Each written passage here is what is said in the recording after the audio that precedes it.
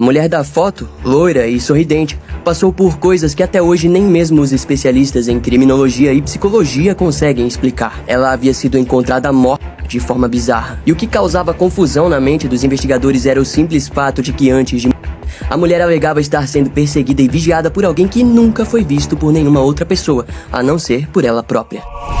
Em 8 de junho de 1989, um funcionário da prefeitura de Richmond foi fazer uma vistoria de rotina num imóvel vazio. Era um trabalho comum, o tipo de coisa que termina antes do café esfriar. No quintal, ele encontrou uma mulher, mãos e pés presos para trás com corda, um objeto enrolado firmemente ao redor do pescoço, uma marca de agulha no cotovelo e gravado à mão no tanque de combustível da casa, alguma mulher aqui. O nome dela era Cindy James, enfermeira, 44 anos, e ela havia passado os 7 anos anteriores denunciando à polícia que alguém estava tentando acabar com ela. 92 ocorrências registradas. Um detetive particular que viveu esse pesadelo ao lado dela. Um botão de emergência que ela carregava no pescoço o tempo todo. E a polícia chega à conclusão de que você mesma faz isso. Depois de 40 dias de inquérito público e 80 testemunhas, o sistema produziu uma resposta. Não foi o nome de um culpado, não foi uma explicação. Causa da morte, evento desconhecido. Isso não é uma classificação, é uma confissão de que ninguém encontrou ou quis encontrar a verdade. Cynthia Elizabeth Heck nasceu em 12 de junho de 1944, Colômbia Britânica, Canadá. Ela cresceu, estudou enfermagem e se tornou uma profissional respeitada, com foco especial em crianças com dificuldades emocionais e comportamentais. Era descrita por todos que a conheciam como uma mulher bonita, vibrante, incansavelmente dedicada. O tipo de profissional que os pais de pacientes lembram pelo nome, anos depois. Aos 21 anos, ela conheceu o Dr. Roy Makepeace, um psiquiatra sul-africano, 18 anos mais velho do que ela. A família não aprovou muito o relacionamento. O pai de Cindy achava que Roy havia se aproveitado da juventude e da confiança dela. Mesmo assim, eles se casaram. O casamento foi tenso, desde cedo, marcado por distância emocional e, segundo a admissão do próprio Roy, mais tarde, por episódios de agressão física. Em julho de 82, depois de anos tentando fazer funcionar algo que estava quebrado, Cindy finalmente pediu o divórcio. Guarde esse detalhe, o ex-marido de Cindy era psiquiatra, alguém treinado a vida toda para entender como a mente humana funcionava, e onde ela quebra também. 4 meses após a separação, apenas 4 meses, e os primeiros telefonemas chegaram. Em outubro de 82, o telefone de Cindy começa a tocar em horários que nenhuma pessoa de bem ligaria. 2 da manhã, 3h30, 4 horas. A mãe dela descreveu as ligações como uma voz que variava os tons, às vezes carregada de ameaças, às vezes apenas silêncio absoluto e pesado do outro lado da linha. A mãe dizia que a voz ameaçadora era ruim, mas o silêncio do outro lado era o que tirava o sono. Depois vieram os bilhetes, uma dúzia. Corra, coelho, corra, vou te mostrar como sou bom, em breve. Você vai sumir para sempre. Cindy foi à polícia imediatamente, a RCMP, a polícia montada do Canadá. Ela se mudou de casa, as ameaças a encontraram lá também, e se mudou novamente. Voltaram, como se alguém conhecesse cada passo que ela dava. Em 1983, ela pintou o carro de outra cor tentando confundir o perseguidor. Não funcionou. Contratou o detetive particular Ozzy Caban, com 15 anos de experiência. A partir daí, Ozzy passou anos ao lado dela tentando identificar o responsável. O que veio depois foi uma escalada sistemática. Gatos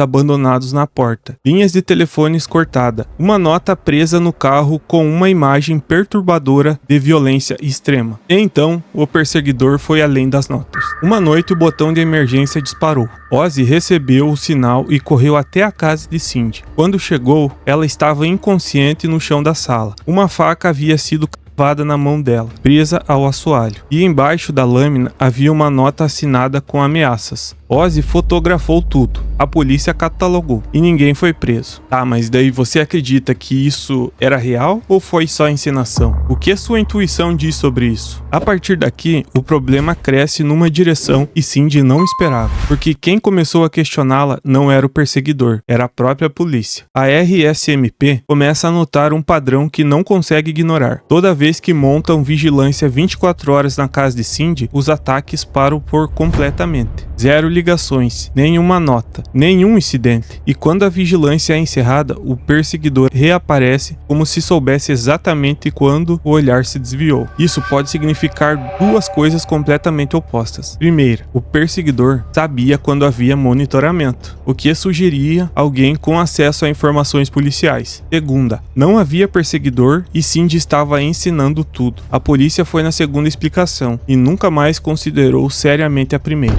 Um detalhe que ficou de fora das investigações, na época, Cindy estava em um relacionamento com Pat McBride, o próprio investigador da RCMP, que cuidava das primeiras denúncias dela. Esse homem nunca foi investigado formalmente. Em 1984, um incêndio foi ateado na casa de Cindy. A perícia determinou que o fogo havia sido iniciado por dentro, o que para a polícia era mais uma prova de que ela mesma havia feito. Afinal, as janelas estavam trancadas e não havia sinais de invasão externa. Em 85, desesperada, Cindy concordou em fazer sessões de hipnose, e então surgiu algo que ninguém esperava. Sob hipnose, ela afirmou ter testemunhado uma memória reprimida. O seu ex-marido, Roy Makepeace, havia cometido um crime horrendo contra um casal durante as férias deles em uma cabana em 1981. Memória reprimida sob hipnose? Você confia nisso como prova? A ciência é dividida. E você, o que acha? A polícia investigou a alegação. Nenhuma evidência de homicídio foi encontrada. Nenhuma vítima compatível estava desaparecida. O caso contra Makepeace foi descartado.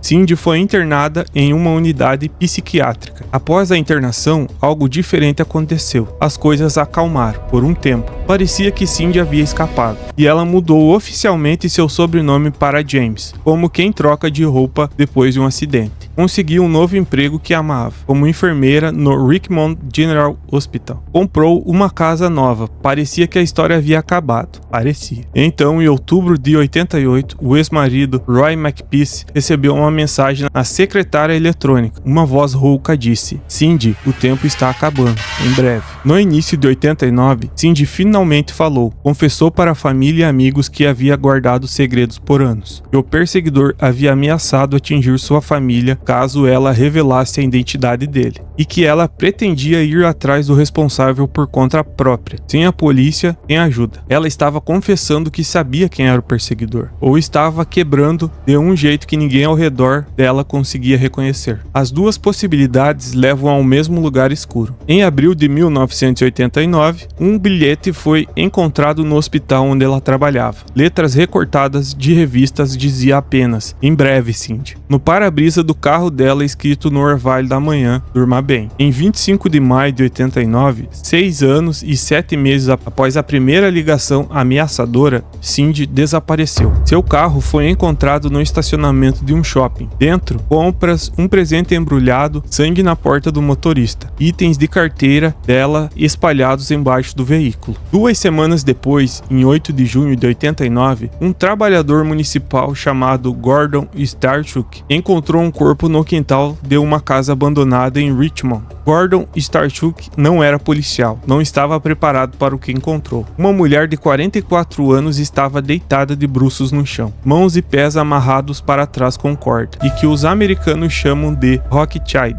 um objeto enrolado firmemente ao redor do pescoço, no tanque de combustível da casa abandonada. Alguém havia pichado. Alguma mulher morreu aqui. A autópsia confirmou. Cindy James havia morrido de intoxicação combinada por morfina, diazepam e flurazepam, 3 substâncias sedativas de alto risco. A RCMP emitiu sua conclusão oficial: ato voluntário. Caso encerrado em julho de 89. Fim de papo. Ato voluntário, com as mãos presas para trás, numa casa vazia, a 1 quilômetro do próprio carro, após ingerir uma combinação tripla de sedativos potentes. Pense nisso por um segundo só. Você acha possivelmente que alguém se amarre em posição de costas sozinho após ingerir uma combinação letal de 3 substâncias sedativas? A família de Cindy se recusou a aceitar a conclusão da polícia. Pressionaram por um inquérito público e conseguiram. Com 40 dias de duração e mais de 80 testemunhas, foi o inquérito mais longo da história da Colômbia Britânica até então. Roy Makepeace depôs. Wozy Caban depôs. Peritos em nós marinhos tentaram demonstrar se Cindy poderia ter se amarrado sozinho.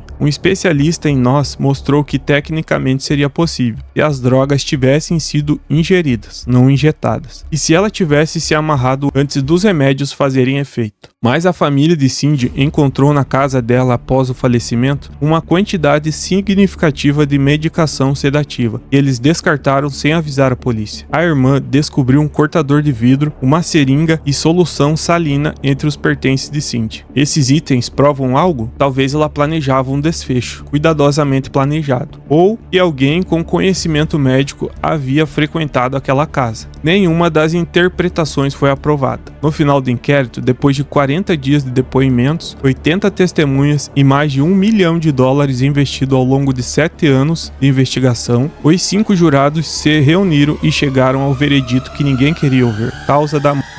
Evento desconhecido. Não ato voluntário, não crime, não acidente. Evento desconhecido. Uma classificação que equivale a dizer não sabemos e provavelmente nunca vamos saber. Até hoje, o caso Cindy James divide opiniões radicalmente. Existem 2 linhas de pensamento e as duas têm problemas sérios. A teoria 1. Ela foi eliminada por alguém que a conhecia profundamente. O ex-marido Roy McPeace era psiquiatra, treinado para entender e manipular comportamento humano. O namorado Pat McBride, que era polícia, com acesso total a informações de vigilância da RCMP. Ninguém investigou adequadamente o fato de que os ataques paravam exatamente quando havia monitoramento policial. A casa de Cindy nunca foi verificada para escutas eletrônicas e ninguém consegue explicar como uma mulher se amarra em posição de costas após ingestão de combinação tripla de sedativos. A segunda teoria, ela sofria de um transtorno dissociativo severo e encenava os ataques contra si mesma, culminando em um desfecho que ela própria havia descrito em seu diário. Em 1985, enquanto internada, ela escreveu: "Ainda sinto que o desaparecer é minha melhor opção em uma situação insuportável. Assim que sair daqui, vou executar o meu plano." Qual teoria faz mais sentido para você? Você acredita que Cindy foi uma vítima ou que ela construiu seu próprio terror? Essa é uma pergunta que este caso deixa para todo mundo. O que ninguém consegue contestar, uma mulher viveu 7 anos em terror documentado, mais de 90 ocorrências, mais de $1 milhão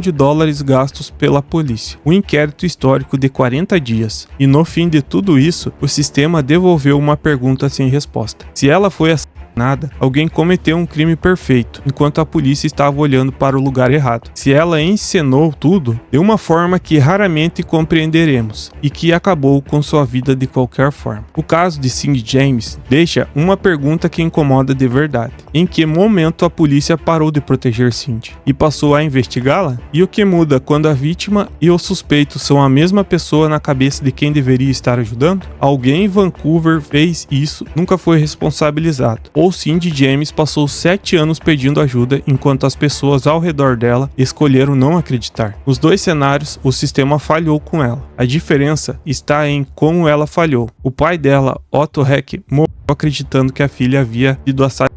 A mãe, Tilly, também. O detetive Ozzy Caban nunca acreditou no suicídio. O caso permanece oficialmente aberto, classificado como evento desconhecido. Nenhum suspeito foi indiciado, nenhuma acusação foi feita, ninguém foi preso. Tá, mas e aí você? Já tinha ouvido sobre essa história? E o que você achou de tudo isso? Será que realmente tinha alguém perseguindo ela? Ou ela planejou tudo desde o começo? Deixa sua opinião aqui nos comentários e conta pra mim o que você achou disso. E aí, será que ela tinha problemas sérios na cabeça? Ou ela planejou tudo? É mais.